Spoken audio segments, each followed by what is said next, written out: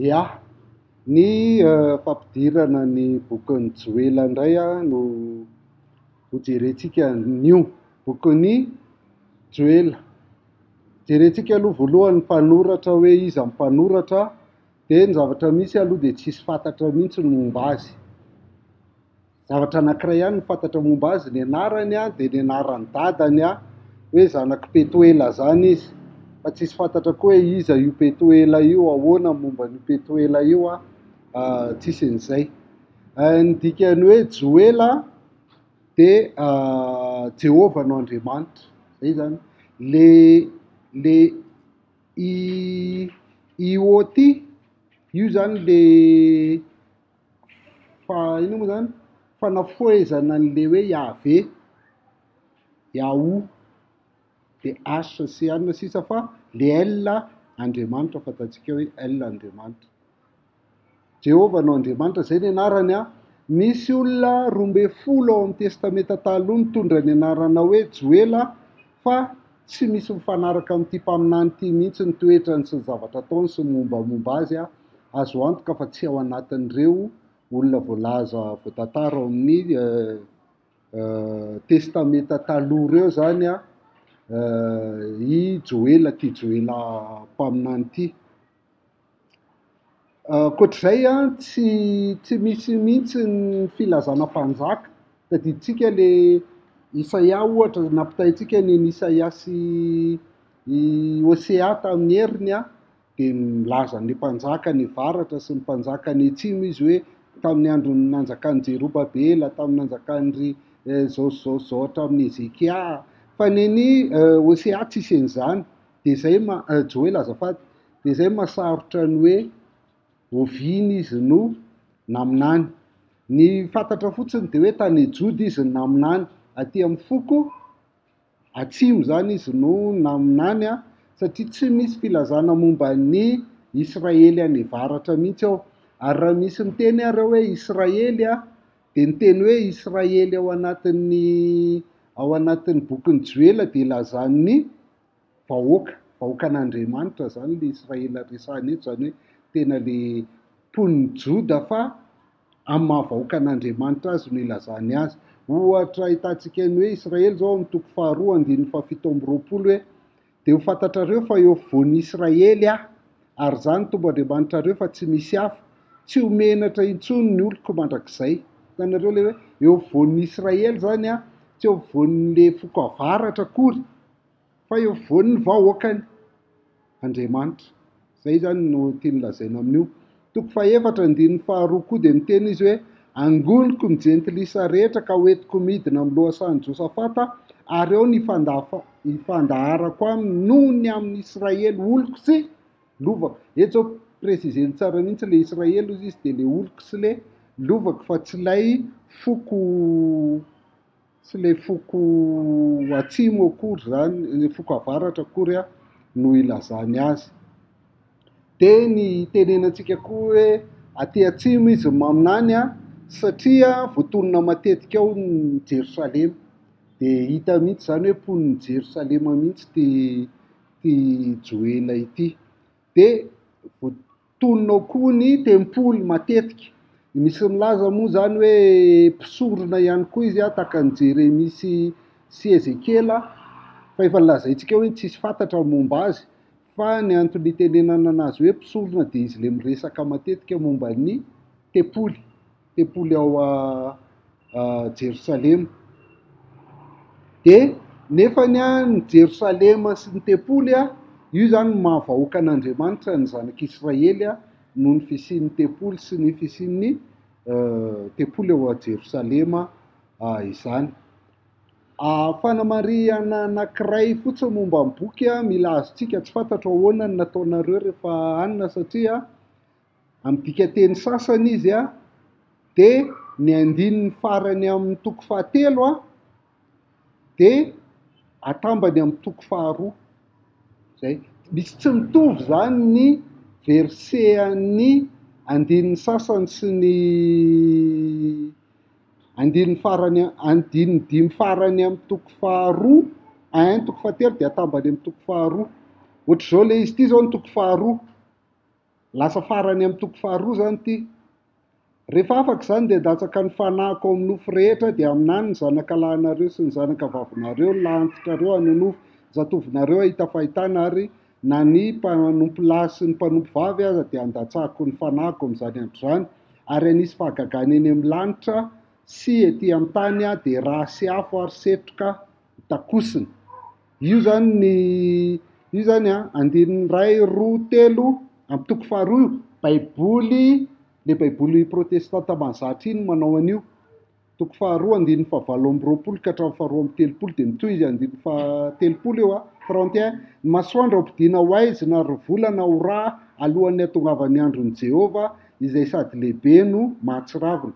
Ary nazovi ny antso ny anaran'i Jehovah de ho afa mandositra, fa ho tendrombohitra Zoina sy any Jerosalema de hisy sisa afaka arak'izay efa voalazan'i Jehovah, ary zay antsoin'i Jehovah de ho isan'izay afa mandositra. Zay izy zao ny toko faharoa andininy 720 ka hatramin'ny 730 amin'ny baiboly protestanta mahazatra. Fa ny baiboly protestanta fanitsina fahaenina de ohatr'izay koa ny amin'ny teny frantsay sy ny teny anglisy koa de tsy mitovy ohatr'izay izy de toko fahatelo ny anaovany an'io. Toko fahatelo andininy 1 verenako vakiana satria anisan'ny andininy tsara indrindra atao amin'ny Ezekela. Joela. Kay. Teo nanao de sao ndray Ezekela.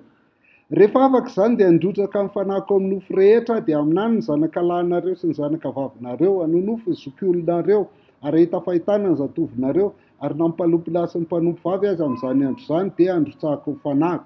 Anisy fahagagana eny amin'ny lanitra sy ety amin'ny tany ary raha sy afo ary setroka amin'ny takosina, ampidiana ho aizina ny masoandro ary rà ny volana alohan'ny hatongavan'ny andron'ny tompo izay sady lehibe ny mahatahotra. Ary nazovi ny antso ny anaran'ny tompo de ho afa mandositra, fa ho tendrombohitra Zoina sy any Jerosalema de hisy sisa afaka arak'izay voalazan'ny tompo sy izay antsoin'ny tompo isan'ny zay sisa velona. Iny zany ny toko fahatelo, io andininy 1 ka hatramin'ny 15 io no toko fahatelo io. De io atambatry ny version hafa any amin'ny toko faharoa. De ny toko fahaefatra zany amin'ny baiboly protestanta fanitsina fahaenina lasa toko fahatelo amin'ny baiboly mahazatra ao de sasany zany misy toko 4 ny Joela de ny sasany misy toko 3 zay. De tsisy olana akory zany fa io le tenentsika hoe tamin'ny taona 210 zay vao taona 210 zay vao manino ty izy napetraka ny toko sy andininy. Ny toko mihitsy moa ny 210 fa 1500 tany ho andray aho mipetraka ny andininy. De io olona nanao an'io fa tsy inspiré akory ny toko sy andininy de samy manana ny azy. Fa mila hitantsika fotsiny zay fa indraindray rehefa manonona Joela zany de misy tsy mahita le verset satria tsisy andininy 720 ny anay ny toko faharoa zay sasany de midina amin'ny toko fahatelo fotsiny de vita izy. Atao toko telo tambatra zany ny toko faharoa sy ny toko fahatelo zany natambatra zay ny baiboly mahazatra ny olona rehetra koa ka. Misy ohatr'izany ny fiheverako koa azy ny taty aoriana mihitsy ny nanasaraka anazy ho toko fahatelo le teolojiana taty aoriana, fa rehefa tranainaina izy de ohatr'izay daholo toko telo ihany, fa ny taty aoriana nanao azy toko 4 satria important loatra le vakitsika teo zany de tiany atao hoe toko anankiray de amin'izay voadinika tsara angamba. Jery amintsika zany Oviana raha nanoratana an'ity misy ady hevitra be, misy karazany be dia be mihitsy ny hoe taiza ho aiza nanoratana an'ity satria iny zany rehefa miaraka mifaly de za tena tia tantara dia te hametraka foana ny ao anatin'ny contexte. De ity sarotrarotra ny Joela satria tsy misy filazana mihitsy hoe ahoana ny nanoratan'ny Joela, Oviana ny nanoratan'ny Joela io ka vokatr'izay de be dia be ny vinavinan'ny olona hoe mety amin'izao na mety amin'izao le izy. Vinavina io zany eritrereto tsara hoe manomboka aty amin'ny taonjato fahasivy talohan'i Jesosy Kristy ka hatramin'ny taonjato fahadimy. Zay ny vinavinan'ny olona zany hoe misasany hoe taonjato fahasivy, fahavalo, fahafito, fahenina, fahadimy. Eny misy ara milaza hoe tany amin'ny taonjato faharoa talohan'i Jesosy Kristy. Any hoe azo lazaina hoe io zany ny boky farany indrindra nosoratana ao anaty baiboly.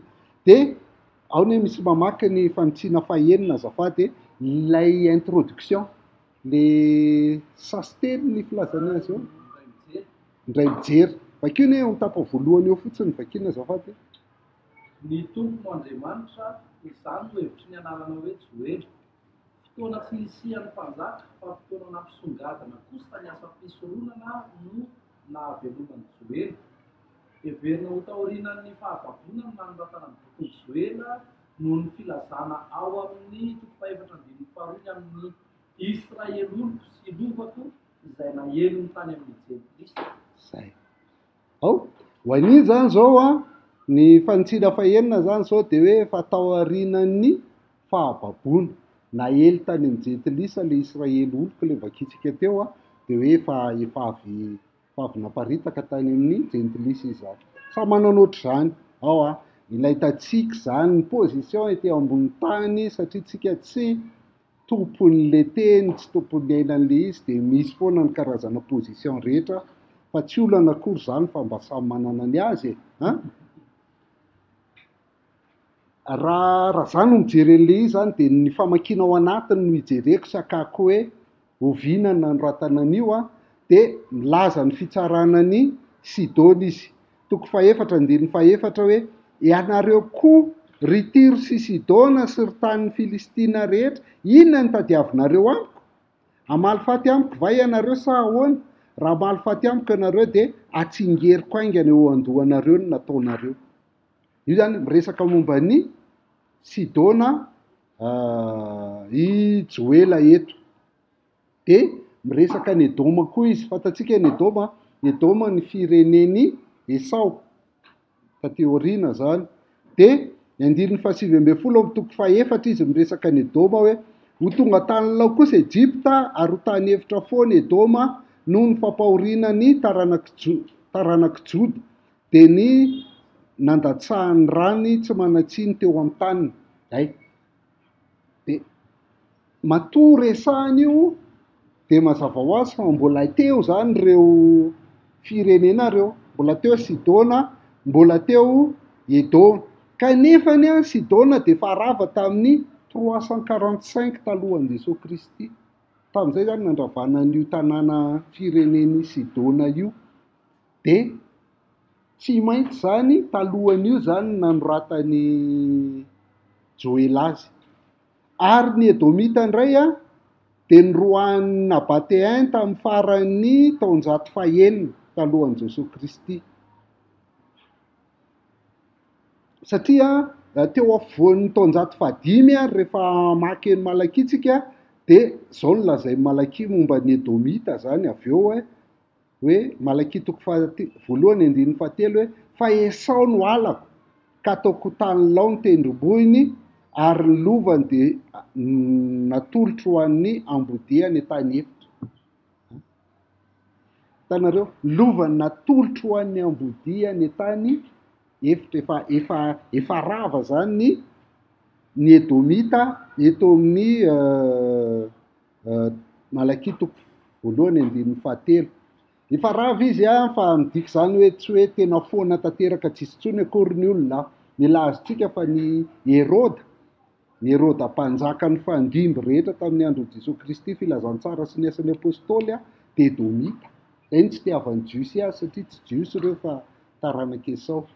Fa le firenena kosa efa rava zany araka ny faminaniana zay nitenen'ny Joela eto.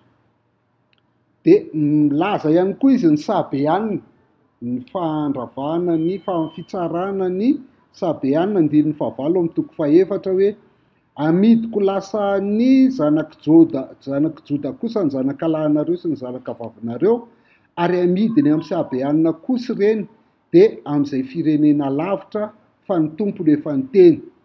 eto zany le sabiana zany mbola firenena matanjaka zay afaka mividy andeva. De nefa io sabian'io koa de rava koa ifanjakan'io tamin'ny taonjato fahenina.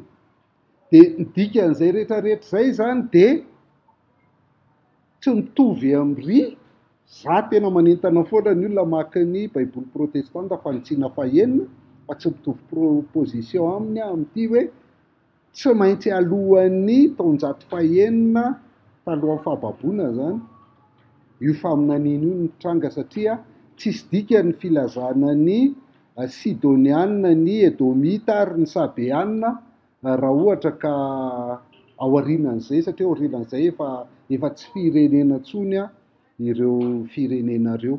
Zay le fomba fanaovana anina. Amin'ny ankapobeny moa zany rehefa mamaky boky de tonga de mijery eo fotsiny fa zay mihitsy ny anarana teolojia de ianao no mandrafitra sy mametraka ny anao hoe ohatran'izao no akakon'ny position koa sy ny ohatr'izay. Ankoatr'izay de ny tepolo koa mbola teo, tena mbola teo koa ny tepolo satria resahany amin'ny toko voalohany andininy fahasivy hoe tsy hita ao amin'ny tranon'ny tompo intsony ny fanatitra hohanina sy ny fanatitra hidina, nitomany ny mpisorona mpanao fanompom-pivavahana ho an'ny tompo. Zay andininy fahasivy resaka ny tranon'ny tompo. Andininy fahatelo ambin'ny folo, misikina sy mitomany ianareo mpisorona, midradradradray ianareo mpanao fanompom-pivavahana eo amin'ny alitara, andeha mandry amin'ny lamba fisaonana mandritra ny alina ianareo mpanao fanompom-pivavahana ao an'Andriamanitra, fa tsy ho hita intsony ao amin'ny tranon'Andriamanitra ny fanatitra avy amin'ny zavamaniry sy ny fanatitra ahidina. Tsy ho hita intsony ao amin'ny tranon'Andriamanitra. Laza ny ho faharavan'ny tepolo izy eto zany fa mbola teo ny tepolo. Mbola teo ny tepolo. Zay koa no olana zany hoe raha ohatra indrindra resahana hoe efa aprehan'ny fahababoana io de izy nefa milaza ny tepolo nefa atem-potoana fitopolo aorianan'i Jesosy Kristy vao rava ny tepolo de ohatran'ny tsy tena mitombona. Ohatr'izany zany ny fomba fandinihana soratra masina. Andininy fahenina ambin'ny folo, moa tsy efa nesorona teo masontsika va ny anina, eny ny fifaliana sy ny faharavoravona tsy ho ao an-tranon'Andriamanitsika. Zay de mbola ao zany le tranon'Andriamanitra. Andininy zay de miala daholo zany ny tao anatin'ny fahababoana rehetra satria tamin'ny fahababoana rava ny tepolo de tsy tao mihitsy zany nandravana tsy tao mihitsy zany nanoratana ny bokin'i Joela satria rava ny tepolo nandritra an'io fotoana io. De misy milaza indray hoe faran'ny taonjato fahafito, zany hoe taloha kely miaraka amin'ny Ahoana sy ny namany zany nefany tamin'izany taonjato fahafito zany koa ny fahababoana efa tsy azo hidivirana intsony, efa mbava ahoanan'ny fahababoana zany ny taonjato fahafito satria ny mpaminany rehetra amin'io fotoana io de efa tena miresaka fahababoana be mihitsiny ohatran'ny Zefania, Abakoka, Jeremia de efa miresaka fahababoana hoe efa tena lasinareo, tsy avitra intsony nareo fa de babonareo hoe tsy maintsy ho ravo Jerosalema. Fa Joela tsy mbola tena miresaka an'izay, mbola tsy tena miresaka an'izay. Hitantsika niala taty zany tsika taty amin'ny taonjato faharoa de miakatra de mbola tsy taonjato fahafito koa zany le izy.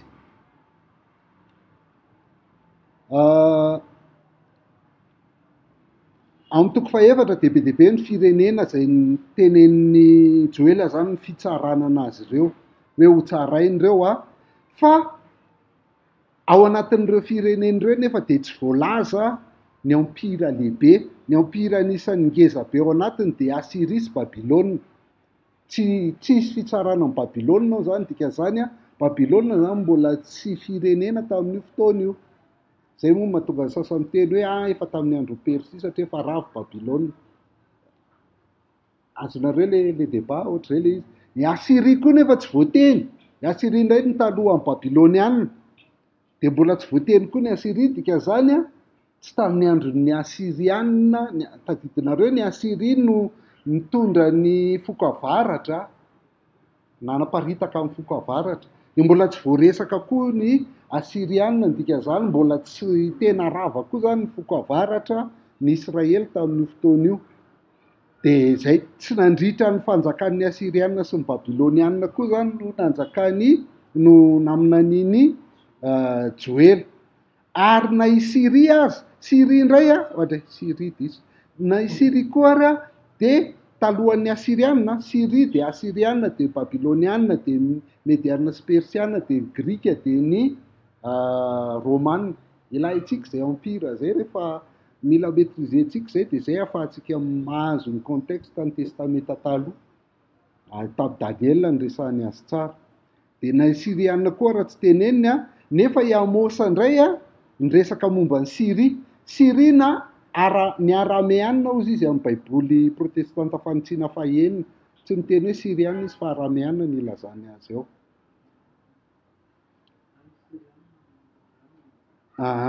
Siriana ny arameana. Dia misy mametraka amin'izay zany hoe tamin'ny farany nanjakany Joasy tanoany, satria tany namin'ny Amosa zany dia hoe tany nieritreretina fa tany no nitranga le izy, satria tamin'ny farany fanjakany Joasy tamin'izay no nanomboka namely an'i Joda ny Siriana, namely an'i Joda ny Siriana.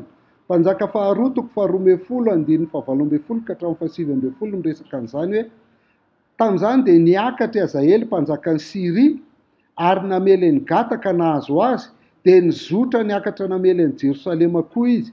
Ary Joasy mpanjakan'ny Joda dia naka ny zavatra rehetra izay no amasin'ireo mpanjakan'ny Joda razana, dia Josafata, Jeroama ary Azia mba amin'ny zavatra no amasin'ny tenany koa sy ny volamena rehetra hita tao amin'ny efitrano fitehirizana na tao amin'ny sy ny sosa rehetra. Fa ny tena tiantsika ho hita dia hoe niakatra i Hazaela mpanjakan'ny Siria dia namela ny gata dia amely ny Joda.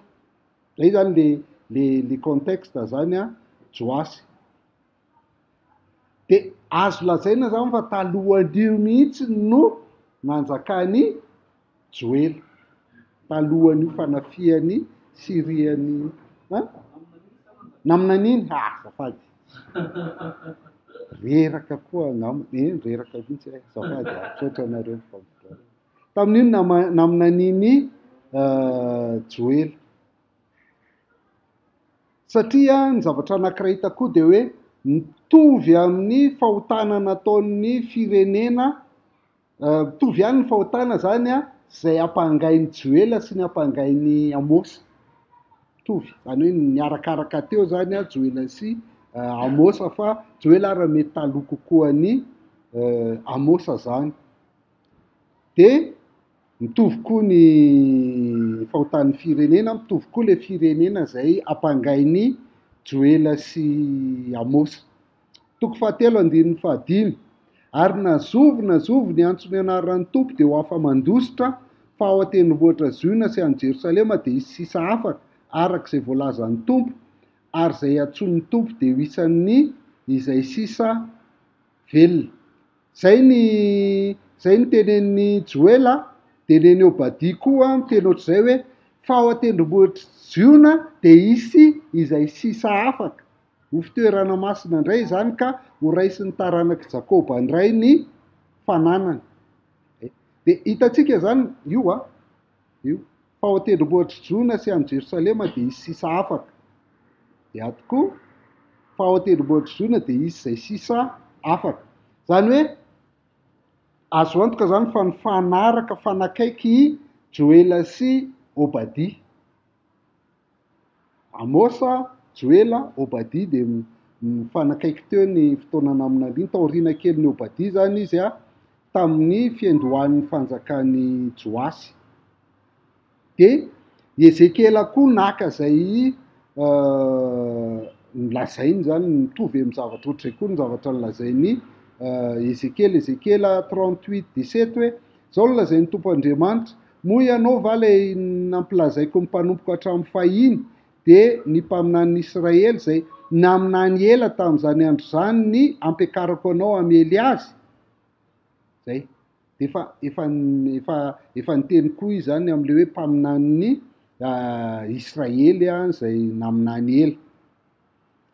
Ny toko faefatra amin'ny Joela de mitovy be amin'ny voalazany Ezekely, mitovitovy be ny zavatra resahan'zareo le faminaninany firenena zany, firenena hafa sy ny famonjena avy eo. De hiditra amin'izay tsika zany hoe raha izay zany nitranga ozy izy hoe taloha tamin'ny fiandohan'ny nanjakan'ny Joasy de hojerentsika kely ny tantaran'ny Joasy indray. Fa nahita karazana mpanjaka maromaro tsika zay efa nijerijerentsika ny tantarany raha tadidinareo zao i Atalia vadiny tsy tadidiko, vadina mpanjaka nitady andringana ny taranaky Davida rehetra, hoe tena ho foana ny taranaky Davida mba hahafahany manao fanompona ny bala zany, mpanjakan'ny Joda zany. De nivonoany daholo ny taranaky Davida betsaka fa i Joasy kely ihany ny tafatsoaka tamin'izany, satria Joasy kely zany nisy Joiada mpisorona be no nitondra azy nitsoaka de nanafina anazy de natonga anazy tsy matiny Atalia. De rehefa avy eo rehefa resy Atalia dia nanjaka am'izay Joasy, izy am'izay zany ny taranaky Davida tonga teo amin'ny fanjakana, satria taty amin'ny foko atsimo taranaky Davida foana ny nanjaka zany taty amin'ny foko taty Joda. De nanjaka am'izay Joasy fa mbola kely izy, 9 taona izy no lasa mpanjaka. De mazava ho azy fa raha vao 9 taona izy no nandray fanjakana de tsy afaka mitondra izy zany satria mbola kely loatra. De i Joiada no tena nitondra, ny mpisorona zany no tena nitondra tamin'io fotoana io fa tsy ny mpanjaka. De zay no mahatonga hoe am'le voalazan'ny ndray mijery ny baiboly protestanta fanitsiana fahenina hoe tsy miresaka mpanjaka loatra, tsy miresaka mihitsy moa zany tsy miresaka mpanjaka mihitsy Joela ao amin'ny bokin'ny Joela fa ny mpisorona ny tena voateny eo, satria ohatrany tsy misy mpanjaka tamin'izany, misy mpanjaka eo fa mbola bandy kely tsy matapakahitra, fa mpisorona no Joiada no mitondra eo zany de zay no mahatonga ny Joela tsy miresaka mpanjaka mihitsiny ao amin'ny bokiny. De zay zany no mahatonga antsika mametraka hoe tany amin'ny taonjato fahasivy tany ho any zany i Joela no naminany, tany amin'ny taonjato fahasivy zany hoe fa tena taloha be, de niaraka taminy teo eo zany Amosa sy Obadia. Ao am'izay tsika hijery ny fomba famakiana ny bokin'ny Joela. Mitantara be koa ny famakiana ny bokin'ny Joela, asa raha nanampy anareo ihany ny mariazin'ny Osea, zavatra niresahantsika teto fa de misy ohatr'izany zany be de be aseoko anareo foana hoe misy tsy mitovy betsaka ny mpanompon'Andriamanitra, ny teolojianina, fa ny finoanan'i Jesosy ihany mahavonjy de fahasoavana ihany nandraisana famonjena, de zay zavatra.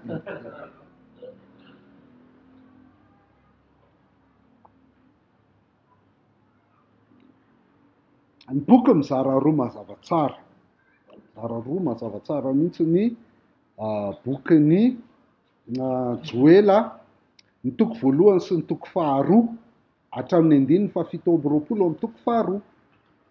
Satria baiboly protestanta fanitsiana fahenina no akako azy, de toko voalohany sy ny toko faharoa zany ny tapany voalohany de ny tapany faharoa toko fahatelo sy toko fahaefatra.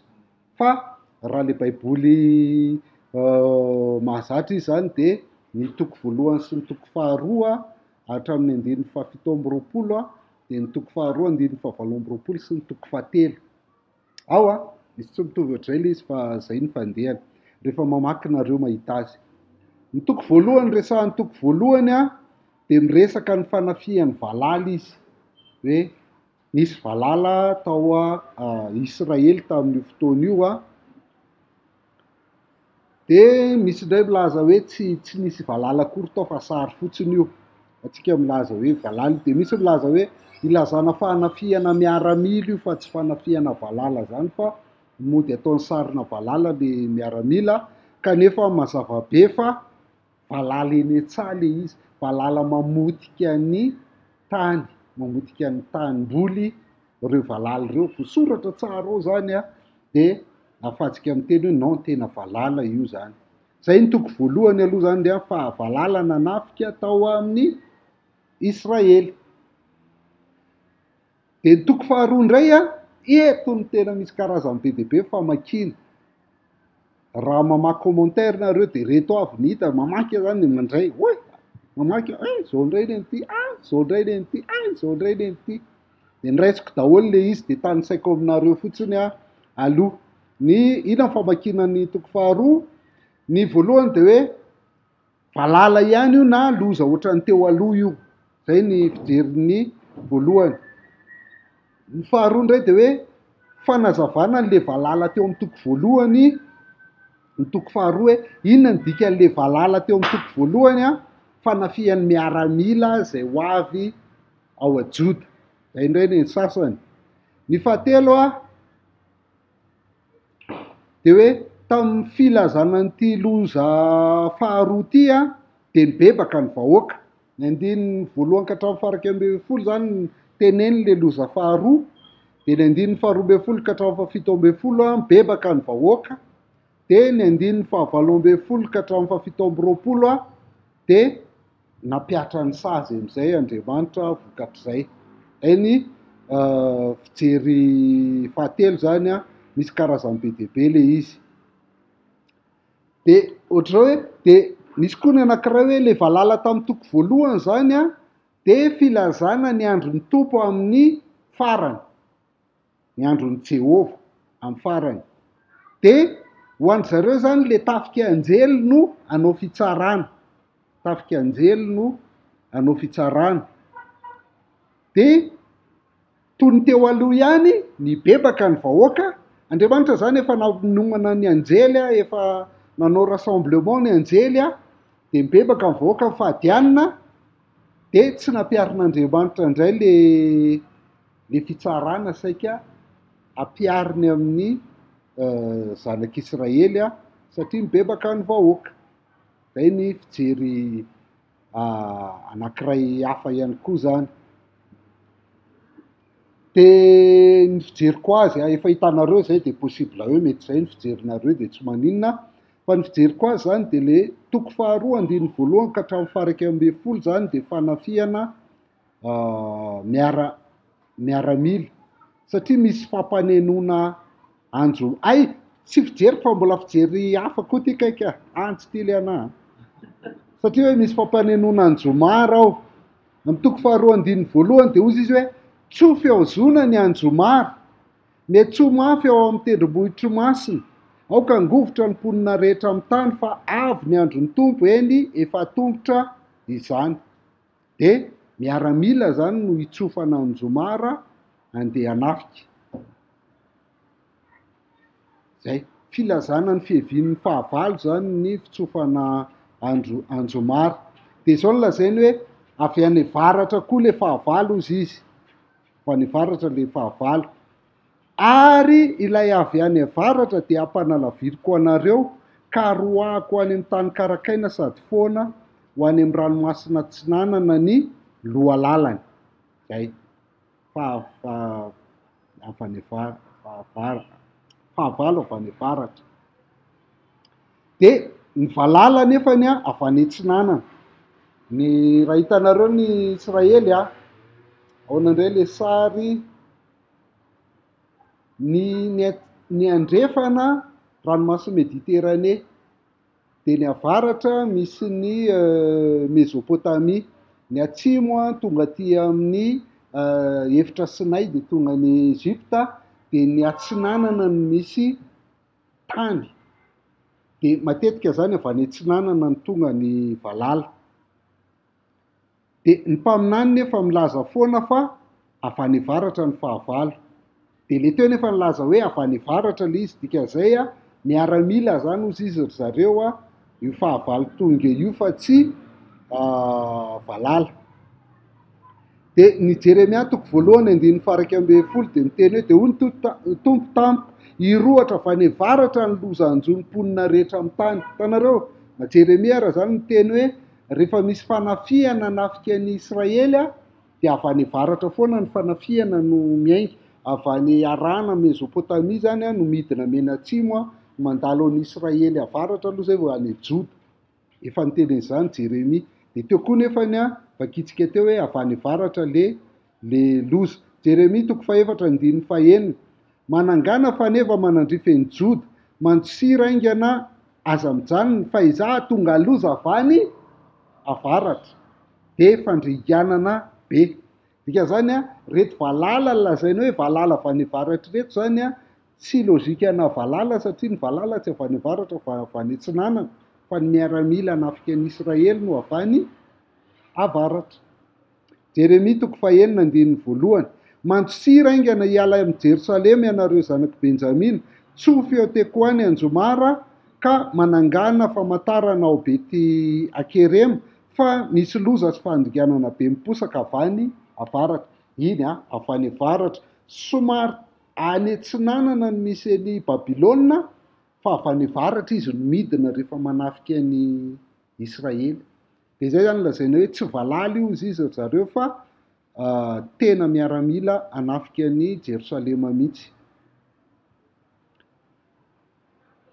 Dia ohatr'izao amin'izay zany le izy hoe ny lozany amin'ny valala dia efa tamin'ny lasa. Eo amin'ny toko voalohany eo zany, 2:4-10. Toko faharoa tsika izao mijerentsika, dia mijery amin'izay tsika hoe ny toko voalohany dia miresaka an'ilay valala tamin'ny lasa izy. Fa ny andron'ny tompo indray dia mbola ho avy. Misy valala dia misy andron'ny tompo ho avy. Amin'ny toko voalohany 5:10 dia izay no teneny hoe indrisy ny andro fa efa tompotra ny andron'ny tompo ka tahaka ny fandriganana avy amin'ny tsy toy ny fiavana. Io efa tompotra ny andron'ny tompo, akaiky zany ny andron'ny tompo fa mbola ho avy. Dia ny loza ao amin'ny toko faharoa zany dia zao no lazaina 1:12 hoe ary ny tompo mahatonga kotroka eo anoloan'ny miaramilany fa lehibe indrindra ny tobiny, ary mahery izay manatanteraka ny teniny fa lehibe ny andron'ny tompo sady mahatahotra indrindra. Io mahatonga kotroka eo anoloan'ny miaramilany, lehibe indrindra ny tombony fa lehibe ny andron'ny tompo sady mahatahotra indrindra. Zany hoe eto zany ozy izy zareo dia hafa noho ny andro le tamin'ny loza tamin'ny valala ty andron'ny tompo, le loza eo amin'ny toko faharoa ty zany, hafa noho iny. Ty amin'izay ny famakiako. Izay zany le izy azonareo raisina zay tianareo teo zany hoe miraisinareo miaramila ve ny toko faharoa sa fanafiana valala ihany. Dia zaho mieritreritra hoe fanafiana valala ihany, satria zao ny ilazany azy hoe tarehin-tsoavaly ny tarehany, ary tahaka ny firihotry ny mpitaingo-tsoavaly ny firihotrany, dia tahaka ny figorodon'ny kalesy tondra miady eo an-tampon'ny tendrombohitra no figorodon'ny fitsambikinany. Eny tahaka ny fiporiporin'ny lelafo mandoro mololo, ary tahaka ny firenena mahery voalamina hiady. Eto izany miresaka le valala, jereo tsara valala fa ny tarehany ny anona tena ohatran'ny soavaly reny dia rehefa mandeha izy tena le ohatran'ny mpitaingo-tsoavaly etoa dia mandeha be dia be ohatran'izao ny firihotrany dia ny figorodon'ny kalesiny ozy izy tena ohatran'ny figorodon'ny kalesiny ny fitsambikinany satria valala mitsambikiny, fa sary ampitoviny amin'ny miaramila zany ny fandehan'ireto valala reto. Any hoe tsy miaramila izy fa ohatran'ny miaramila. 2:4-5 eo anoloany dia raiky tahotra indrindra firenena, ny valoarika ny tarehy rehetra, ny tsarapaka tahaka ny lehilahy mahery izy ary mananika ny manda tahaka ny mpiady, samy mandroso amin'izay hitsiny avy ka tsy vaky laharana. Tsy mifanosika izy fa samy mandroso amin'izay hitsiny, ary na dia manidina aza ny lefina dia tsy mialan-daharana izy. 5 mifamoivoy manerana ny tanàna izy, miazakazaka eny amin'ny mandy izy, mananika ny trano izy, ary miditra ao am-baravarakely toy ny mpangalatra izy. Zay zany fidiran'le valala, tena ohatr'izany mihitsy ny fidiran'le valala, mitovy amin'ny lehilahy mahery.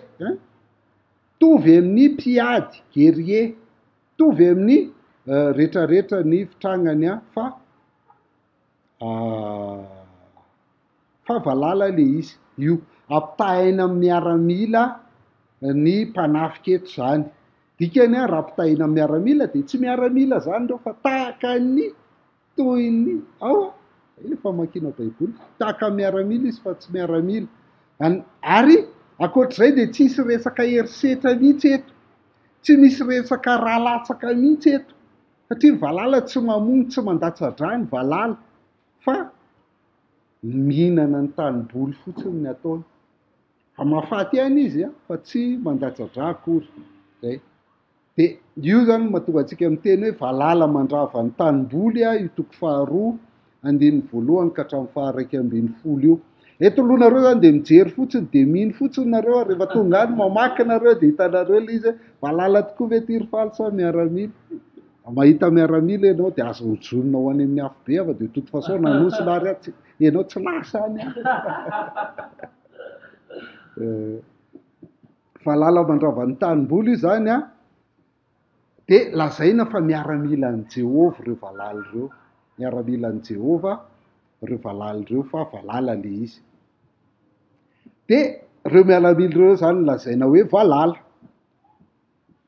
Toko 2:520 ary onerako anareo re taona no an'ny valala de ny koraika sy ny tsopanga ary ny kijeja izay miaramilako betsaka nalefako amely anareo. Hitanareo miaramila ny Jehovah reo de valala de misy karazany anankitelo izy, anankiefatra ry izy raha ny tena amin'ny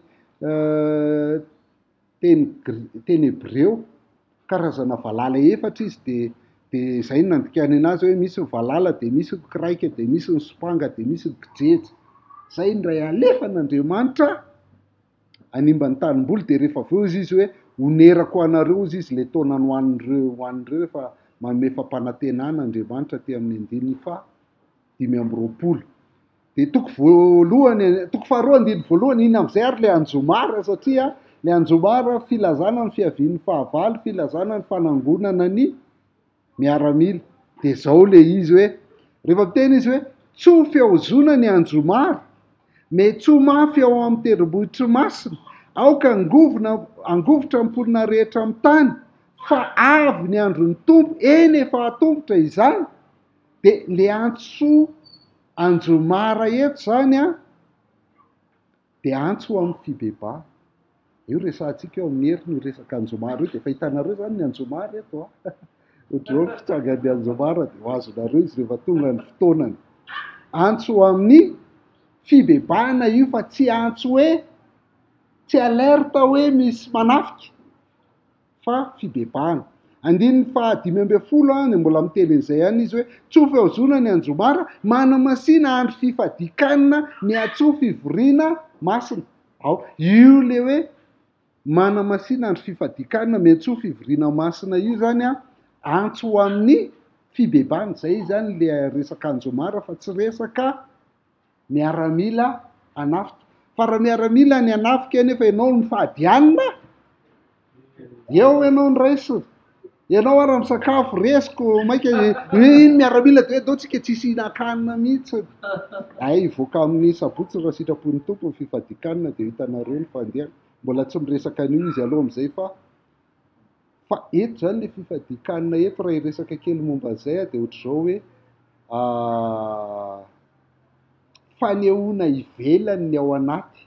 Hoe miantso hibebaka de rehefa mibebaka ianao manenina amin'ny raha tsy natao de tsy mahinan-kanina ianao de mifadianina de asehoanao ivelany le fibebahanao.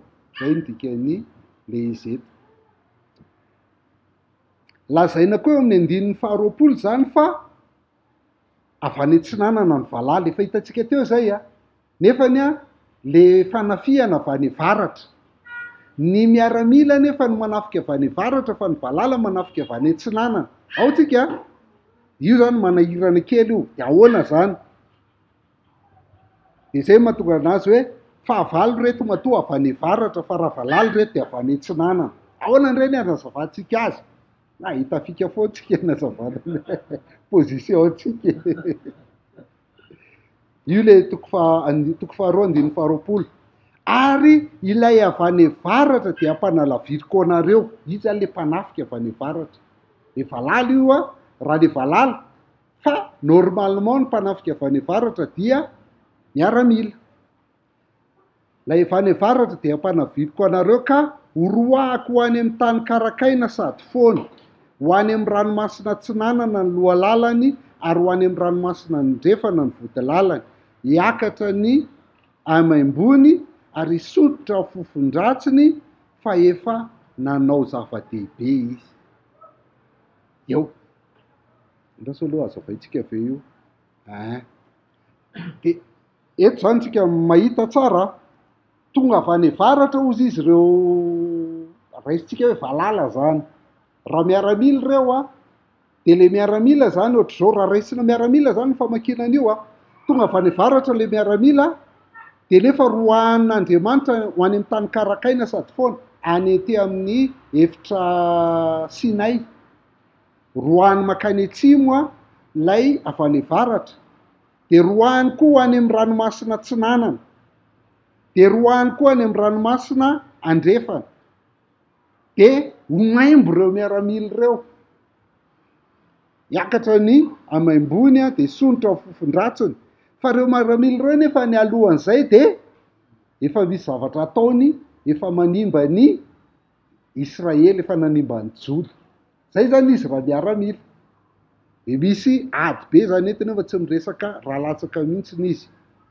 De lasa indray tsika mandeha mikaroka, de mahitsika hoe ny angano kananeana de milaza fa mivory any varatra ny Andriamanitra.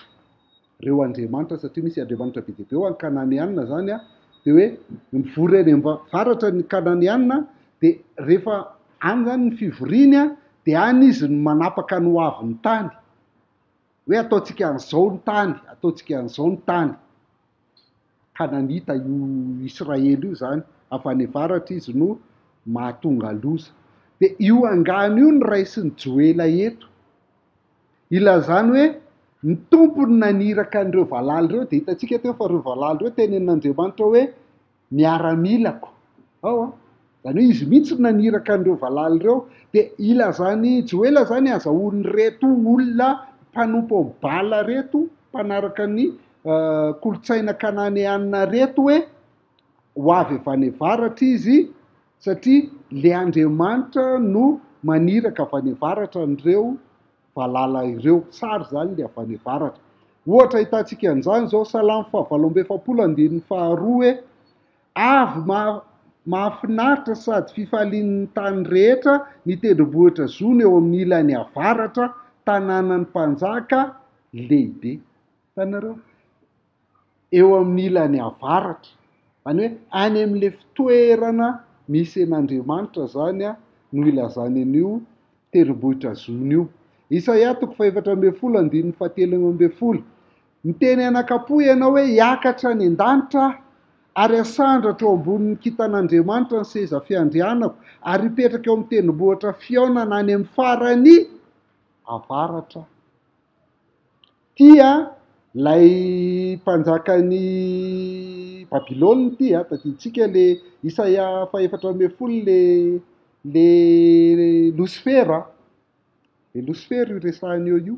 Lucifera zany le miteny hoe mpanjakan'ny Babilôna efa hainareo fandehany a, hoe hiakatra ny an-danitra de hipetraka eo amin'ny tendrombohitra fiaonana amin'ny farany avaratra. Zany hoe tena zany ho anapaka sy aka ny décision rehetra momba ny tany a, zany ho andeha ino moa zany, andrafitra ny destiné an'Israely. Zay zany tian'ilay mpanjakan'ny Babilôna resahana eto. De ny tohiny a am'le ary zany de milaza hoe valala reo. Toko 2:2 izy miteny an'izay a, le teo le avy any varatra. De le 2:20 izy, verina amin'ny Joely tsika. 2:20 izy miteny hoe aza matahotra ry tany fambolena, miravoa sy ny ravoravo fa manao zava-dehibe ny tompo. Tanareo, ohatr'izao zany le izy hoe Andriamanitra no mandefa an'le valala avy any amin'ny décision, zay le hoe avy any varatra. dia avy eo rehefa valala ireo aparitany miatsinanana mianandrefana mianatsimo dia maimbo maty zany reo valala ireo a dia lasa maimbo reo valala ireo rehefa maty a dia miakatra ny fofony fa nefa izy efa nanao zava-dehibe efa nandravarava dia miteny izy hoe na mandravarava ry izy roa kaza matahotra ry tany fambolena satria ny tany fambolena ny tafian'ny valala mifalisy ny ravoravo fa nanao zava-dehibe ny tompo ny andiny 520 ary onerako anareo re taona nohan'ny valala dia ny koraika sy ny sopanga ary ny kijeja izay miaramilako betsaka nalefako amely anareo hitanareo petraka tsara mihitsy zany hoe tena valala mihitsy le nirahan'Andriamanitra amely miaramila an'Andriamanitra amely ny Israely a dia eto izy miteny hoe aza matahotra ry tamin'ny fambolena fa onerako ho anareo le taona vonareo tamin'izay fa amokatrinareo a amin'ny manaraka donc toko faharoa zany tena mbola fanafian'ny valala dia tsy mitovy amin'le hevitra amin'le tenentsika tamin'ny voalohany zany hoe milaza ny zavatra lasa le toko voalohany tsy milaza zavatra lasa ny toko voalohany ary milaza zavatra ho avy ny toko faharoa fa zavatra ray mitohy ireo tohy progression na événement anankiray zany a ny toko voalohany sy ny toko faharoa manomboka amin'ny 15 ka hatramin'ny toko faharoa 120 dia io événement resahany io a dia ny Andron'i Jehovah io ny resahany eo zany io ny resahany eo dia io Andron'i Jehovah io nefany a rehefa mamaky tsika eo amin'ny Joela dia misy filazana telo momba n'io Andron'i Jehovah io ny telo izy miresaka ny Andron'i Jehovah io hoe ho avy aloha le Andron'i Jehovah zany 15 amin'ny toko voalohany izy miteny voalohany hoe indrisy ny andro fa efa tombotra ny Andron'i Jehovah ka tahaka ny fandringanana avy amin'ny tsy tolo fiaviny fa akaiky izy zany fa tahaka ny fandringanana avy amin'ny tsy tolo ohatr'izay le valala hoe avy amin'ny fisainan'Andriamanitra ny avaratra zany le izy dia amin'ny toko faharoa 1 izy a io Andron'i Jehovah io efa tena akaiky teo zany hoe tsy fantatro le teo zany ohatrany hoe efa etsy benjy tsy benjy fa efa etsy Ambatolampy efa tombotra dia ny toko faharoa 1 izy efa benjy efa tena akaiky mihitsy hoe tsoa fiahozona ny anjomaro ny antsoa mafy amin'ny tendrombohitry masina aoka ngovona tramponina rehetra amin'ny tany fa avo ny andro ny tompo eny efa tombotra zany eto izy zany a efa akaiky fa eto izy efa tena avo mihitsiny fa tena ho avo mihitsiny toko voalohany 15 toko faharoa 1 a dia ny toko faharoa 1 koa izy mbola miteny ny andro ny tompo hoe ary ny tompo mahatonga kotroka eo anoloan'ny miaramila fa lehibe indrindra ny tompony ary mahery izay manatanteraka ny teniny fa lehibe ny andro ny tompo sady matahotra indrindra ka iza ny matanty zany io zany efa tonga le izy a dia mafy be a tsisy mahazaka ntsony a ny andro ny tompo zay ny nanantona izy a efa tombotra me manantona dia farany efa io izy io matahotra tsisy mahatanty zay raha ho avy izy zany eo amin'ny toko voalohany 15 a dia ny mampilaza anazy ho avy nefa amin'ny toko voalohany a tsy le valala loatra fa ny haintany zay io ny ilazana hoe ho avy ny andro ny tompo dia no le haintany ho avy ny 19 milaza an'izany hoe motsy efa nesorona teo masitsika vany anina eny ny fifaliana sy ny faharavoravona tsy ho ao amin'ny tranon'Andriamantsika maty maso ao ambanin'ny baingatany ny varina fafy foana ny sopotra mirodana ny trano fitehirizam-bary fa nalazo ny vary indrisy ny fitoreo amin'ny biby verevitra ny andianomby satria tsy misy ahatra ho azy enina dia ny andianomby amanosy aza dia mijaly noho izany tompo ianao no hitarainako fa efa levon'ny afo ny kijana any an-tany efitra ary misy lelafo mandory ny azo rehetra any an-tsaha na ny biby any an-tsaha aza dia mianahana miandrandranao satria ritra ny lohasandrika ary levon'ny afo ny kijana any an-tany efitra zay amin'ny ankapobeny ny lôzika mihitsy ara dia ohatr'izay hoe mahatonga valalana ty Madagasikara raha de ohatr'izay foana hoe misy haitany, de rehefa misy haitany zany tsy mahita ny hoaniny any amin'ny fihinanany any le valala, de lasa izy miakatra tanàna de mihinana ny tanimboly. Zay foana ny lozikana loza voajanahary, de zay mihitsy ny lazainy eto, resahany hoe maina very, malazo ny vary, tsisy ahatra hoanina ny omby satria maina ny tany. De io le hitantsika ohatrany tany États-Unis, tany Grèce farany teo, rehefa maina be ny andro tsy avy ny orana de mirehatra ho azy ny ala, may. Levony le lafo ny kijana any tany efitra, ary le lafo nandoroana azo rehetra any an-tsaha, na ny biby any an-tsaha de mianana miandry anao. Izay zany ny resahany eto, ny haitany ny problème aloha voalohany indrindra eto, misy haitany foana aloha, de zay vao tonga ny valala avy eo satria mitady hoanina izy, de makaty amin'ny tanàna misy tanimboly izy tady hoanina. Ankoatran'izay de le rivotra mafana avy any an-dranomasina koa de manosika anazy. De io rivotra io ihany rehefa avy eo le resantsika hoe avy any antsinanana izy de atosiky ny rivotra, io rivotra mafana io ihany mandefa anazy hivarina any an-dranomasina indray rehefa avy eo, de hoentin'ny rivotra foana izy zany, de zay mahatonga anazy hoe mivarina any an-dranomasina indray le valala rehefa avy eo. De tantarainy Joela tsara mihitsy ny fandehan'izay valala zay sy ny fandehan'ny rivotra, tena azo azavaina scientifiquement le zavatra. Io le andininy faharoapolo vakitsika teo hoe ary lay avy any avaratra de ampanalaviriko anareo. Za zany noho ny conseillako zany ozy Andriamanitra any avaratra de alefako le valala, de rehefa avy eo izy ampanalaviriko anareo, satria roako any amin'ny tany karakaina sady foana izy ho any amin'ny ranomasina tsinanana ny loha lalany, de ho any amin'ny ranomasina andrefana ny vody lalany. Hitanareo le rivotra alefan'Andriamanitra ihany manosika an'le valala hivarina any an-dranomasina rehefa avy eo. De zay tavela eo maty eo zany de miakatra any amin'ny ambony de sonitra fofondratsiny kanefa alohan'izay efa nanao zava-dehibe satria efa nandripaka ny hanina tao Israely. Zay. Dikany zany de milaza ny zavatra hitany Joely, zay mampaminany azy, ny zavatra hitany tantarainy. Ny toko voalohany andininy faharoa hatramin'ny faharoa ambin'ny folo de milaza ny fandravana ataon'ny valala izy hoe andravarava ny valala.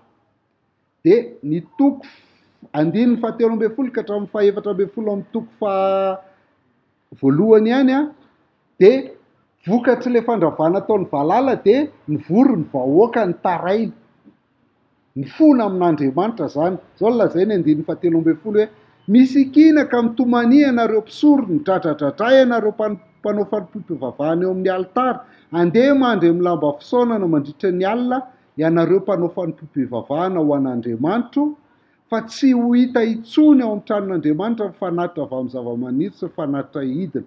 Manamasina andro fifadikaniny, miatsoa fivoriana masina, angony ny zokiolona sy mponina rehetra amin'ny tany, fa ao an-tranon'ny Tompo Andriamanitrareo, ho ao an-tranon'ny Tompo Andriamanitrareo, ary ao ka hitaraina amin'ny Tompo.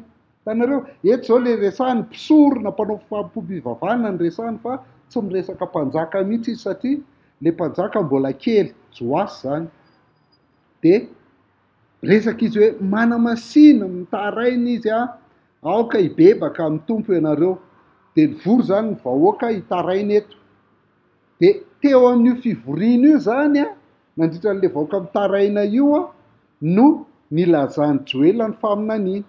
Satria faminaniany Joela ty zany ohatra tsy tena boky izy ty fa plutôt toriteny, ny faminaniany Joela plutôt toriteny. De tamin'ny vahoaka nitaraina amin'ny 13-14 io zany no nilazany faminaniana. De avy eo izy nilaza hoe inona ny loza nahatonga an'izay zavatra zay, de mamerina ny fizotrany amin'izay izy hoe izao ne ny zavatra nitrange, zao ny zavatra nitranga, nisy tany ay aloha, nisy haitany aloha, maina ny tany aloha, andininy fahaenina ambin'ny folo ka hatramin'ny faharoapolo. De avy eo izy milaza zavatra loza hoe mbola misy grave kokoa noho izany, noho izay haitany zany inona le loza kokoa de ny andininy 15 hoe indrisy ny andro fa efa tongotra ny andron'ny tompo ka tahaka amin'ny fandringanana avy amin'ny tsotono fiavina. Hoe mbola misy pira noho io valala io fa tsy mbola io le tena loza be na de loza ary io. Zao tsika de efa mila mibebaka fa mbola isy andron'ny tompo le loza grave kokoa no le haintany sy ny valala. De tonga tokoa io andro io de ny fahatongavana io tamin'ny andron'ny Joela zany de tamin'ny endrika valala. Toko 2:1 ka hatramin'ny 12. Zany hoe tiany Joela lazaina zany de hoe tsy tonga ho azy akory io valala io fa sazy avy amin'Andriamanitra io. Zay ny tiany lazainy, zay le andron'ny tompo resahana. Dikan'ny andron'ny tompo mantsy de zay hoe sazy avy amin'Andriamanitra io valala ho avy io zay ny andron'ny tompo. Zay ny andininy 4 ka hatramin'ny 12 zany milaza amin'ny fandravana tao valala izy andininy 13 ka hatramin'ny 14 ny vory ny vahoaka hitaraina. De teo i Joela no niteny hoe mbola isy kokoa ho avy akoatran'io de ny andron'ny tompo de ny fitrangan'izay andron'ny tompo zay de isy haitany aloha. De ny 19 ka hatramin'ny 20 de avy eo amin'izay le andron'ny tompo de ho avy amin'ny endrika valala. Toko 2:1 ka hatramin'ny 11. De avy eo amin'izay izy miantso ho amin'ny fibebahana. Miantso amin'ny fibebahana amin'izay izy toko 2:12 ka hatramin'ny 17. De rehefa niantso fibebahana sy fifadikanana izy de mibebaka tokoa ny olona. De rehefa mibebaka ny olona de tonga amin'le vakitsika teo amin'izay hoe oneran'Andriamanitra le simbain'ny valala rehetra. Oneran'Andriamanitra amin'izay le loza rehetra ny simbain'ny valala de mamerina ny vahoakany izy zany. Ohatr'izay ny fitsaran'Andriamanitra amin'ny vahoakany misy fitsarana fa avy eo misy famonjena zay lehibe lavitra indray Zay ny toko 2:12 ka hatramin'ny 17. Zay ny tapany voalohany. Zay ny toko voalohany sy toko 2 le niresahantsika tapany voalohany teo. Io ny plan le izy izany fandravana tao valala, vory ny vahoaka ny taraina, laza ny andron'ny tompo i Joela, miresaka haitany izy 16-20 de miresaka amindray izy amin'ny fihevin'le andron'ny tompo amin'ny endrika valala. De avy eo izy miantso amin'izay ndao ary hibebaka fa zay ny fitsaran'ny tompo antsika de mibebaka ny olona de oneran'ny tompo ny loza horoahany amin'izay ny valala. Zay le izy. Ny tapany faharoa indray zara telo. Toko 13 sy toko 14 izy zany raha amin'ny baiboly protestanta fanontsinana fahenina de mizara telo ny tapany faharoa. De ireo fizarana telo ireo de misy filazam-potoana. Laza fotoana izy eo isaky ny fizaran'ireo. Fizarana voalohany zany toko 13 voalohany hoe rehefa afaka zany. Vita zany le andron'ny tompo teo rehefa afaka zany de androtsaka ny fanahiko amin'ny nofo rehetra de aminany ny zanaka lahinareo sy ny zanaka vavinareo anonofo zokiolonareo areta fahitana ny zatovinareo. Iny ny tapany voalohany amin'le tapany faharoa. Satria mizara telo izy fizarana voalohany amin'ny tapany faharoa zany. Toko 13:1 ka hatramin'ny 15. Na amin'ny baibolinareo izy toko 2:17 ka hatramin'ny 2:30. Iny ny tapany voalohany. De ny faharoa toko 4:1 na toko 3 koa izy 1:1 amin'ny baibolinareo. Fa indro amin'ireo andro ireo sy amin'izany fotoana zany, zay le filazam-potoana zany amin'izany fotoana zany rehefa apody ny Joda sy hanangana ny Jerosalema indray Iny indray zany ny fizarana faharoa amin'le tapany faharoa. Ary ny fizarana fahatelo de ny andininy 17 manao hoe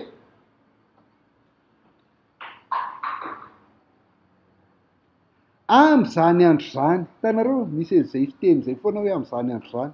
Amin'izany andro zany de ampopoitra ranom-boaloboka ny tendrombohitra, andrika ronono ny Ahoana, ho feno rano ny lohasan-drikan'ny Joda rehetra, ary isy loharano ivoaka avy eo amin'ny tranon'ny tompo ka andeha ny lohasan-drikan'ny Sitima. Zay. Misy filazam-potoana daholo zany ny fizarany anankitelo.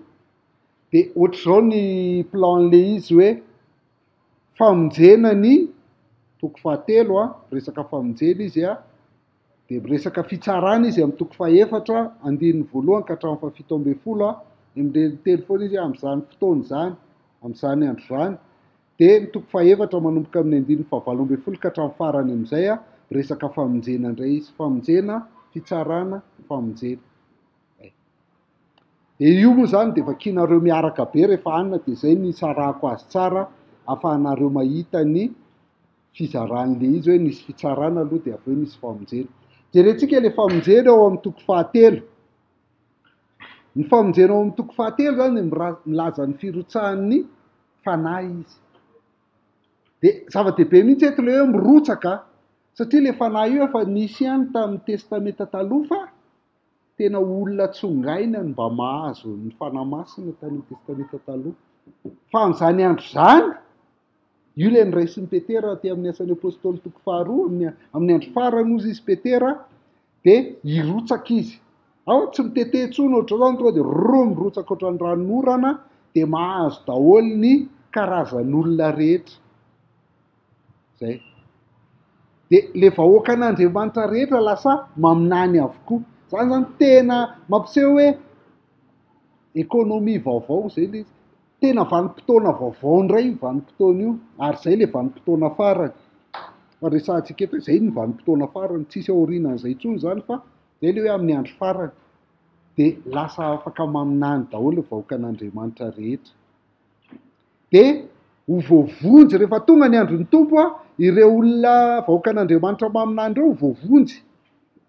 Ireo vahoakan'Andriamanitra ireo amin'ny andron'ny tompo indrindra rehefa miantso ny anaran'ny tompo ry zareo.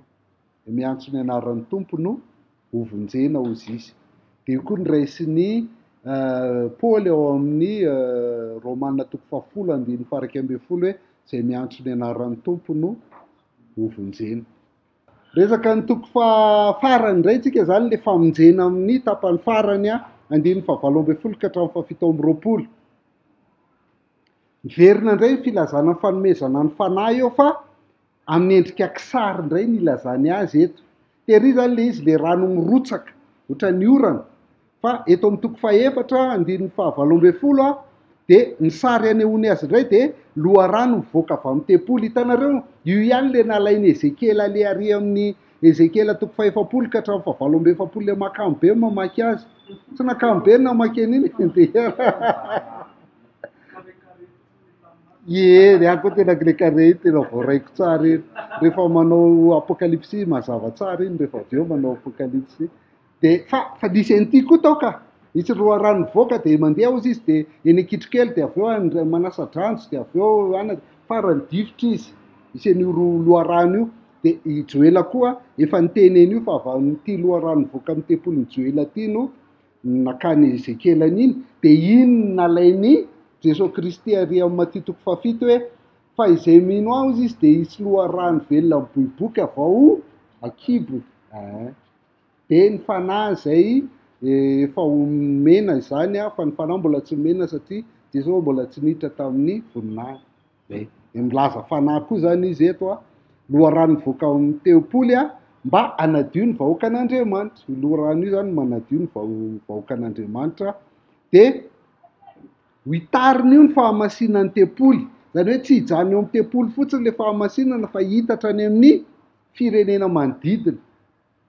Dia jereo tsara fa na ilay toko voalohany na ilay toko faharoa dia efa miresaka sady ny universalité du salut hoe tsy mijanona ho an'ny jiosy fotsiny famonjena fa hitatra any amin'ny gentilisy, hitatra any amin'ny firenena manodidina ireo ny ahazo ny fanamasina zany. Za efa voalazany Joela zany famonjena zany. Verenantsika vakiana amin'izay sary izay ilay toko faefatra andininy fahavalo ambin'ny folo hoe amin'izany andro izany dia hipoipotra loharam-boaloboka ny tendrombohitra, andrika ronono ny Ahoana, ho feno rano ny lohasandrikan'ny Joda rehetra, ary hisy loharano hivoaka avy ao amin'ny tranon'ny tompo ka andeha ny lohasandrikan'ny Sitima.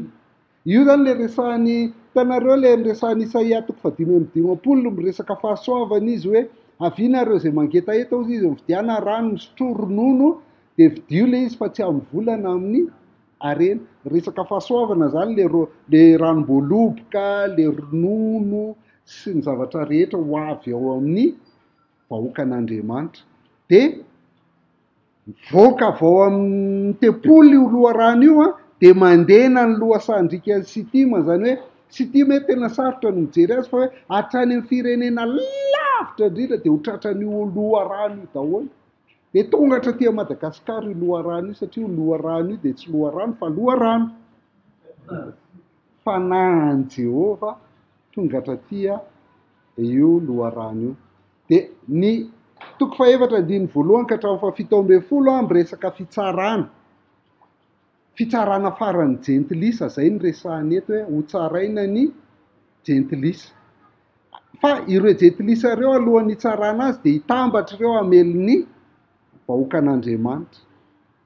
Kanefa de fitsarana ny nefarany, tsy aresen'le vahoakan'Andriamanitra akory ireo jentilisa ireo, fa ny fitsaran'Andriamanitra no miatra aminy mipanga azy ireo ny tompo de ny anjelin'ny tompo no apiatra n'io fitsarana io any amin'ny jentilisa. Le tsy tratran'le roa rano avao amin'ny tepoly zany hoe le tsy converti zany de ireo le jentilisa hiaran'ny fitsarana eto amin'ny toko fahaefatra andininy voalohany ka hatramin'ny fahafito ambin'ny folo eto. Zay ny bokin'ny famakiana, ny bokin'ny Joela amin'ny ankapobeny.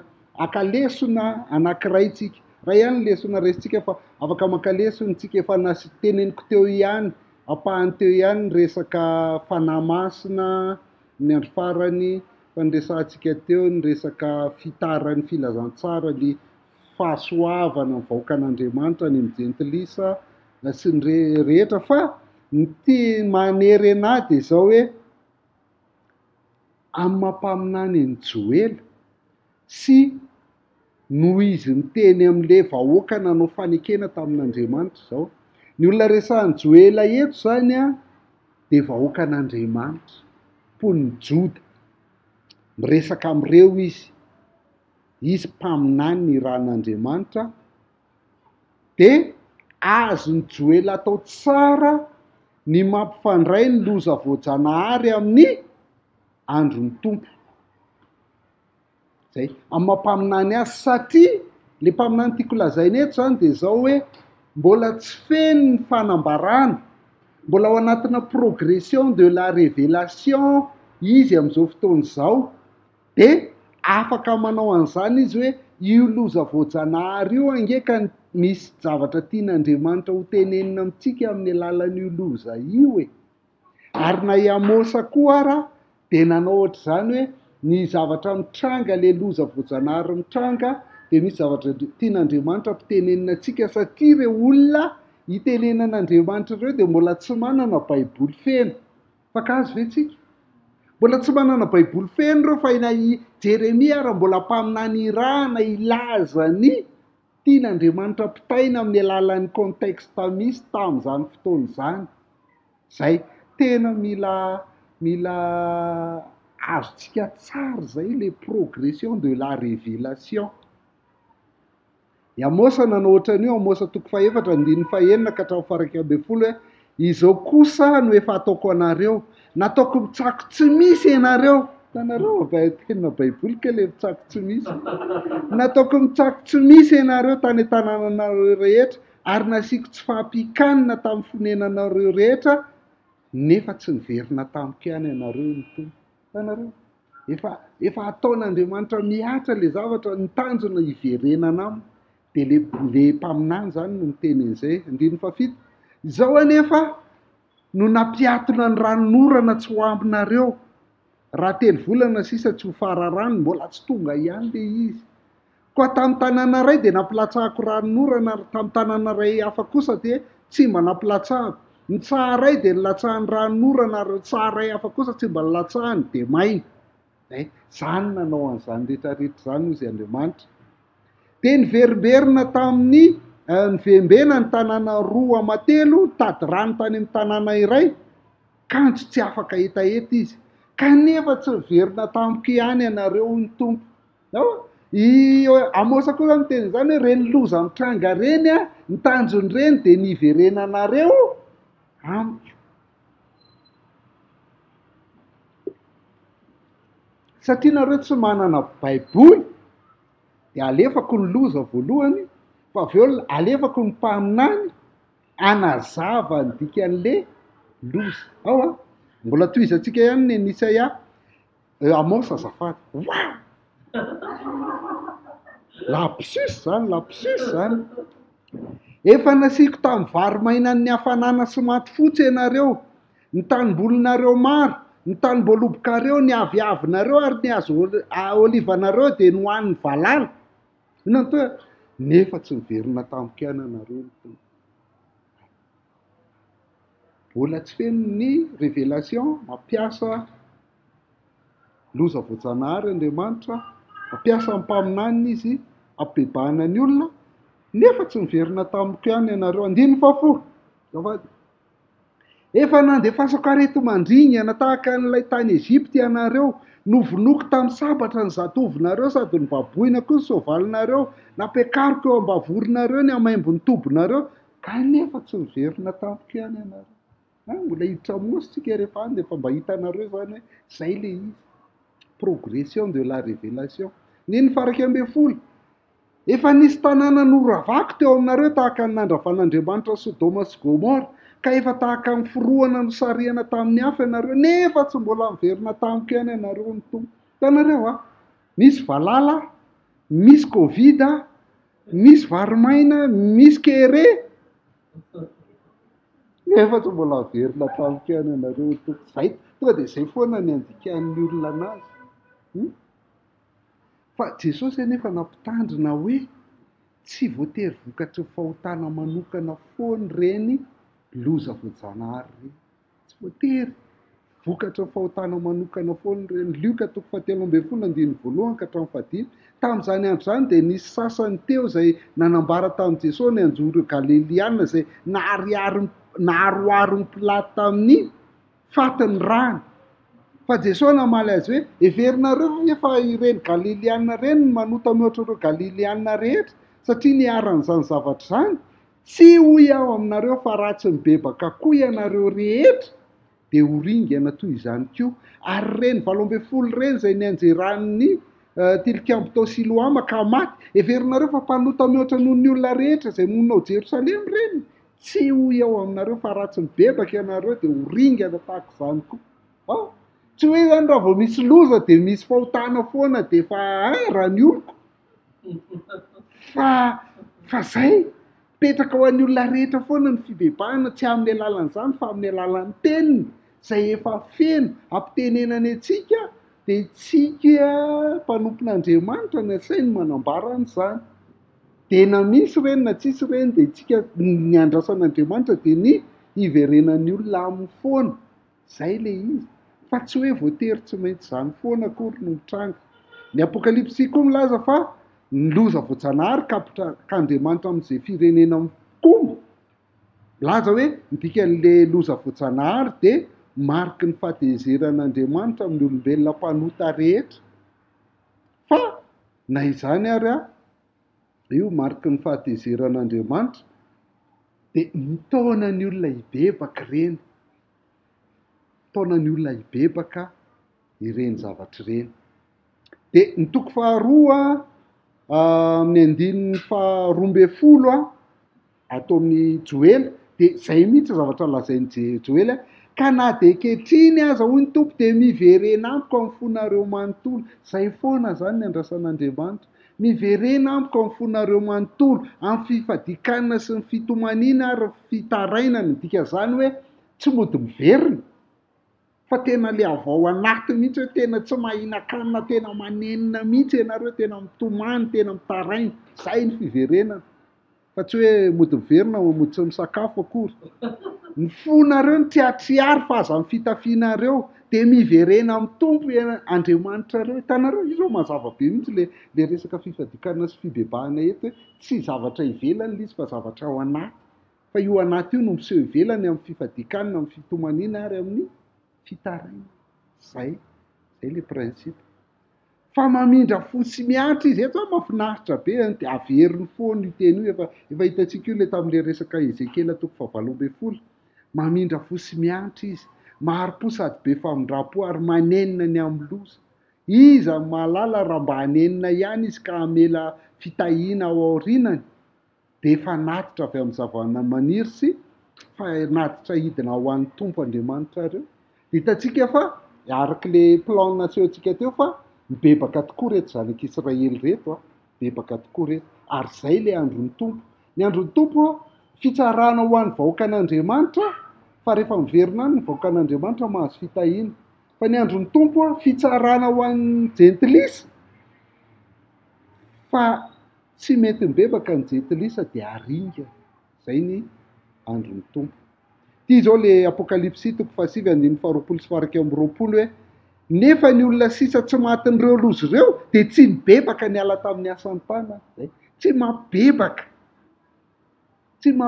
olona mihitsy mampitaraina sy mampivavaka ny loza voajanahary fa tsy mabebaka fa raha vao vity ny loza voajanahary iny betsaka ny mivavaka rehefa tamin'ny confinement mba vavavavaka daholo fa rehefa vity iny de baibay koa Andriamanitra aveo zay ny olana am'ireny zany raha reny foana ny anteratsika ny olona sisa zay tsy matin'ireo lozy ireo de tsy mibebaka ny ala tamin'ny asan'ny tanany tsy nitsahatra ny vavaka tamin'ny demonia sy ny sampy volamena sy volafotsy varana vato sy vato ary azo zay tsy mahita na maharena hafa mamindry izy tsy mibebaka tamin'ny namonoany olona izy na tamin'ny nanaovany ody ratsy na tamin'ny fitsagajagany na tamin'ny alatra natao zay ny vokatry le lozy tsy mabebaka jentilisa ny lozy toko 1:20 ary ny fahadimy de napidina ny tao andivihany tamin'ny seza fiandrianan'ilay bibidia de tonga maizina ny fanjakany ary ny olona ny tsakotsako ny lelany hitanareo le nitsako tsy misy tary eto indray ny lelany tsakotsakony no mifanaitainany ny teny ratsy en'Andriamanitra ny lanitra izy no mifanaitainany sy ny vainy sady tsy mibebaka tamin'ny asany vao mainka zany le zavatra ratsy reny tsy mabebaka tsy pino fa vao mainka mahatonga azy ny teny ratsy an'Andriamanitra rehefa mijaly loatra izy zay le izy fa zao amintsika zao efa feno fanambarana efa io ny baiboly tsy io raha tsy voavakinao de aza miandry loza vao hibebaka na ho antsika pino miandry loza vao hiteny foana hoe io ary efa akaiky fara fa mibeba am'izay fa fino zany eo Facebook rehefa misy problème mitranga tsy problème raha moa fa inona le effet de amin'ny lalitra iny le tsy haiko raha hitanareo iny misy ohatran'ny misy sarisary iny eo amin'ny lanitra de bebafa efa io farany eo farabarany grave de mivavaka mino foana satria tsy mety mino baiboly ka raha tory fibebahana ianao ianao afaka mitory fibebahana baiboly rehetrarehetra mitory ezany daholo isan'andro de zay ny tokony atao fa tsy hoe isan'andro ianao mangina de variana manangona volan'ny mpiangona fotsiny de raha vao misy zavatra mitranga kely bebava efakaiko fara tsy fiainana kristianina zany io fa zany manao an'izany mihitsy amosa manao an'izany mihitsy Joela de zay io le lesona tiako tsindrina eto hoe aleo mihaino ny teny efa io izy io de io fotsiny vakiana fa tsy manao fa tsy isaka fanambarana de matahotra ny Matthieu 13:15 de zay lazainy hoe efa dala ny fony zao ny olona zao efa lalidalovana ny sofiny efa nakipony masony izy ihany manao an'izany izy ihany manakipony maso manlalidalovana ny sofiny fa andreo de ahita ny masony tenin'Andriamanitra zany andreny sofiny de alala ny fony de bebaka izy de manjary sitraniko indray ozy izy Andriamanitra Luka Matthieu 13 ihany raha koa fanjakan'ny lanitra de tahaka amin'ny vary mandeha iray izay mikatsaka vatosoa ka rehefa nahita vatosoa iray sarobidy izy de lasa mivarotra ny fananany rehetra ka nividy azy noko fa efa nataoko ty fahaveriko ihany hoe tena ohatr'izao ny fibebahany aleo mitory Jesosy famonjena ny azo fijaliana fa tsy mitory loza sy mampatahotra olona foana de asaina mibebaka mitahotra ny olona ny olona mibebaka sy manaraka anao no nitahotra mantsy azonao anaovana zay tianao atao rehetra. Aiza ary le izy.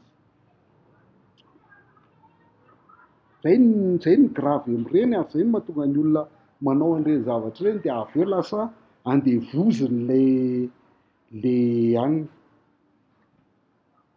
Ny dikan'io, zao le fibebahana, zao le toritsika, zao ny atao hoe filazantsara. Lalao antsy le ankizy anankiray. Io. Tahaka amin'ny vary mandeha iray ny katsaka vatosoa. Iny zany le kilalaolalaoviny eo. Satria ny kilalaony dia teneninao azy izy hoe aza milalao an'iny ianao fa maratra amin'iny. Meo anahy iny, omeny ve iny? Tsy omeny iny satria ny kilalaony. Izay ny fibebahana, tsy fon'ny olona ny fahotany fa iny no mahafinaritra azy. Raha sotominao forcenao sotomina any aminy iny, vao maika loza satria haratra le zaza. Ahoana ny atao? Hibebahany, ialany amin'ity fahotana ity. Tsy hahatonga anazy haratra n'ity antsy ity. Ny atao, ary koa ny fanjakan'ny lanitra tahaka amin'ny vary mandeha iray izay katsaka vatosoa, ka rehefa nahita vatosoa iray sarobidy izy, dia lasa nivarotra ny fananany rehetra, nafoiny daholo le fananany rehetra, dia nalainy le sarobidy. Tsotra ihany. Ahoana ny atao hahatonga an'le zaza kely hibebaka, hiala amin'iny antsy iny satria mandratra anazy ny fahotana? Tia chocolat izy, tia bonbon izy, omeo chocolat izy, omeo bonbon izy raha tsy hariana ohatran'ny tsy teo iny antsy iny. Ohatr'izay. Dia ohatr'izay koa ny olona, tsy ny fampitahoranao azy amin'ny zavatra mitranga rehetra izao ny ampibebahanao azy fa aseho anazy ange Jesosy sy ny hatsarany. Hoy izy Paoly ataoko taim-boraka ny zavatra rehetra no nofoaran'ny fahatsarany fahalalana ny Kristy. Ary iny ihany io, mibebaka izy dia manantona an' Jesosy izy dia zay ny antony hitoritsika ny filazantsara, hitoritsika an'i Jesosy Kristy. Izany ny ambaran'ny Baiboly iray manontolo. Efa feno ny fanambarana fa mbola tsy nanana an'izany mazava tsara ry Joela sy ry Amosa. Dia izay ny mahatonga anazy manao an'io fampibebahana amin'ny alalan'ny loza voajanahary. Zay ny